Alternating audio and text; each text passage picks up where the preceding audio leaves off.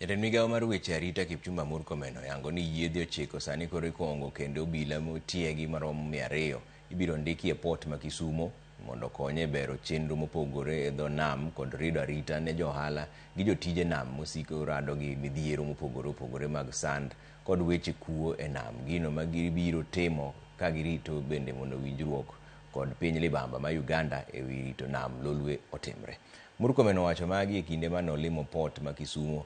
mar chuo e wang'e kaka chenro mag gero tesend obila manyien e port kanyo dhi nyime, kuma bang'e ne oromo mar lalore gi opisas mag arita nam miluongo ni Coast Guard kotenore kod dwaro mar piny owacho mar kedo gi chenro mag ohala ma ok opuodhi e nam lolwe moting'o chwalo kuong' kod yedhe mamero ji, kotielo ni apisas mag nam gin gi ting' mar rido arita e nam lolwe. Gavana Nyong'o korka kore to ne orwako okang' ma kamano kendo singo ni gibiro tiyo kanyakla kod jatend dho wedhe. In terms of securing this path,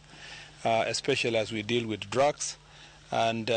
we've come here to look at their preparedness, and we've realized that they need more boats. At the moment, we are expecting proper rehabilitation after an overhaul of 9 boats, and we want to expedite that process to enable the Coast Guards to working together with a multi-agency team from other sectors to ensure that they can patrol the Lake Victoria. The Kenya Coast Guard also needs to have more human resource. Recently, we did recruitment in both KDF and Kenya Police Service, and upon graduation of the recruits, we believe that an additional 200 officers will be drawn from the armed forces, the other armed forces who have done the training, so that they can work, they can be deployed to Kenya Coast Guard. Lastly, I want to say just generally to assure the people of Kenya that we want to have a professional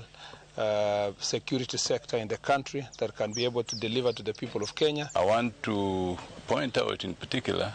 those who have taken their resources and their wealth to invest in fish cages in the lake.